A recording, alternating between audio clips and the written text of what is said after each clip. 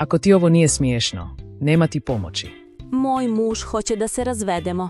Kaže da nisam dobra u krevetu. Ja imam 30 svjedoka da nije tako. Ako mi još jednom kažeš da sam debela, ostavit ću te. Čekaj, draga, pa nemoj zbog našeg sina. Kakvog sina? Pa izgledaš kao da si trudna. Reci mi, bolan Mujo, šta ti najviše voliš? Mujo će kao iz topa. Minđu. A njemu će fata. Tako ti je to kad nisi probao karu. Buraz, a sinoć si bio mnogo pijan. Pa što sam uradio? Kako što si uradio? Pa lopov ti ukrao TV iz kuće, a ti si trčao za njim vikao: "Alo, zaboravio si daljinski." Ulazi mladić u knjižaru i pita: "Dobar dan. Imate li novogodišnje čestitke na kojima piše mojoj jedinoj ljubavi?" Prodavačica kaže: Svakako imam ove." Kaže mladić: "Dobro, dajte mi 10 komada." Mislio sam biti pilot, ali sam odustao kad sam čuo da ne mogu izbaciti lakat kroz prozor dok vozim. Ne pišeš, a ne pišeš. Ne brini se, imam ja još 10 takvih. To ja kažem dok se svađam sa kemijskom olovkom. Razgovaraju dvije komšinice. Je li tko ti je onaj zgodni frajer kog si jutros ispratila iz stana? A, vidjela si. To je jedan student 4. godine medicine. Redovan? Ma ne, samo kad mi je muž na putu. Viče Mujo na gradilištu: "Haso, je li u tebe metar?" "Ne čujem." "Pitam, je li u tebe metar?" A ovaj odgovara: "Ma moj je jedva 20 centimetara." Srela se dva pandura, jedan će drugom: danas sam se ponovio. Danas nosim gaće Calvina Kleina. A jel, pitam li se čije on sad gaće nosi? Kako se na hrvatskom kaže pokvario se auto? Pa kaže se pokvario se auto. A kako se na srpskom to kaže? Utri lepe. Zovem turističku agenciju. Zanima me koje destinacije postoje u Egiptu. Pa imamo Luksor, Asuan, Hurgadu. Ok, Hurgada mi odgovara. Kad želite da putujete? Neću da putujem. Trebala mi je reč za ukrštenicu.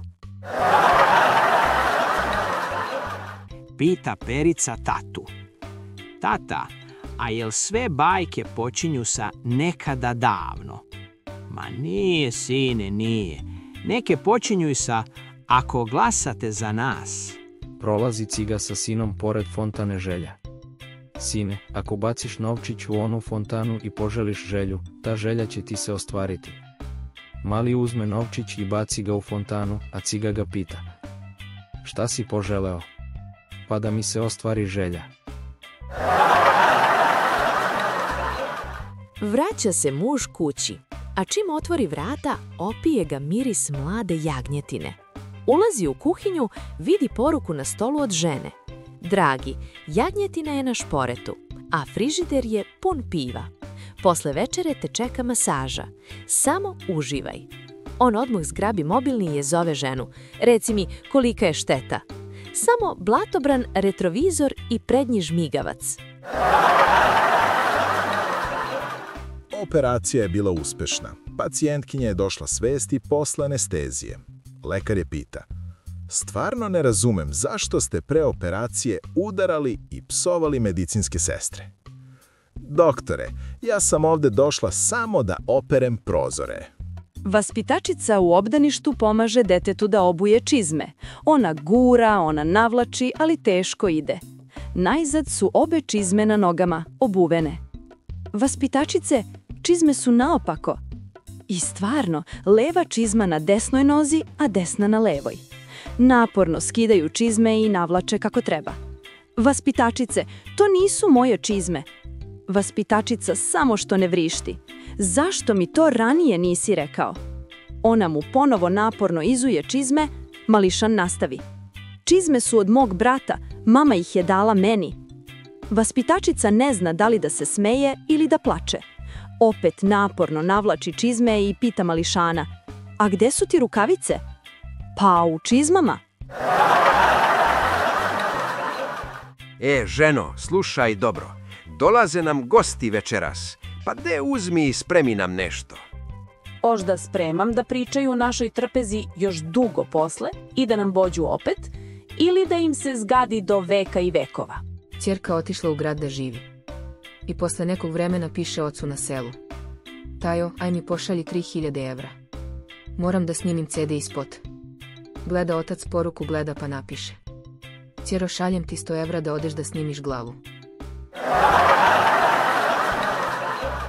Razbolela se Beograđanka, počela da vene.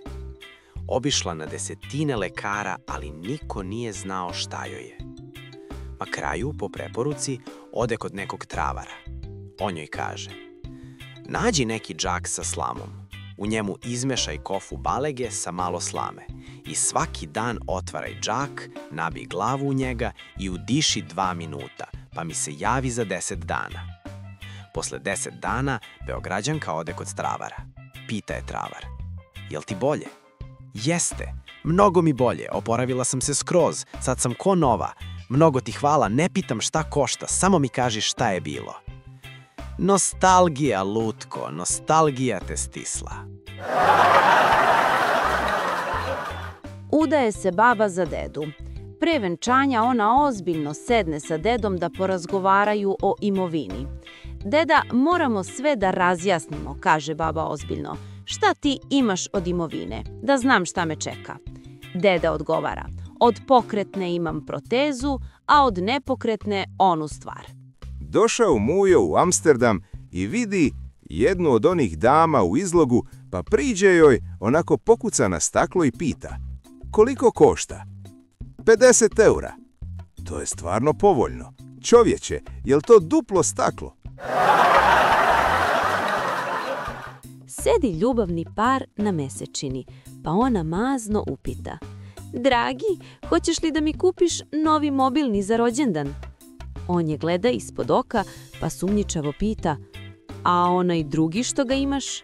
On će da mi kupi minđuše. Sede 2 prijatelja u kafani, razmenjuju životne mudrosti uz pivo. U jednom trenutku, mlađi, još neženja, zaneseno kaže: znaš, ja stvarno ne verujem da muškarac i žena mogu da budu u istom krevetu, a da se ništa ne dogodi. Mislim, kako da leže jedno pored drugog, a da varnice ne polete?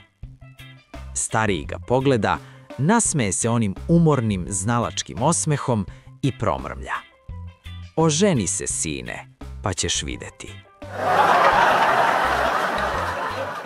U rano jutro pekara već miriše na sveže kifle i burek. Komšija ulazi, sav snužden, pogrbljen, oči umorne, kao da nije oka sklopio celu noć. Pekar ga pogleda preko pulta, brišući ruke o kecelju. Komšo, šta ti je? Što si tako neraspoložen? Komšija uzdahne duboko i slegne ramenima. Ma, ostavila me žena sinoć, spakovala kofere i otišla kod majke. Kaže, više ne može da me trpi. Pekar se zamisli, pa saosećajno klimne glavom. Nezgodno. Pa šta ćeš sad? Komšija podiže pogled, jedva suzdržavajući suze, i odgovara ozbiljnim glasom: burek s mesom i jogurt, da bar dan počne kako treba. Spavam ja lepo, udobno, ušuškan, kad odjednom sanjam da kasnim na posao. Trčim po stanu, ne mogu da nađem čarape, pantalone mi naopačke, mobitel mi ispada iz ruke, budilnik pišti u pozadini, panika. Znojim se, srce lupa, kroz san osjećam ono poznato, jezivo osjećanje da kasnim i da nema šanse da stignem na vreme. I taman kad sam krenuo da se obuvam, trgnem se, otvorim oči sav mokar, dezorijentisan, srce mi još u grlu. Pogledam oko sebe. Zid, stolica, fluorescentno svetlo i gomila papira na stolu. Lakne mi. Hvala Bogu! Pa ja sam već na poslu! Ako si izdržao do kraja, svaka čast, ti si ozbiljan borac. Ako si se bar jednom nasmijao, znaš šta ti je činiti. Like, komentari i pretplata. Napiši u komentaru koji vic ti je bio najjači i da li da pravimo još jače kompilacije. Vidimo se uskoro, bit će još gore.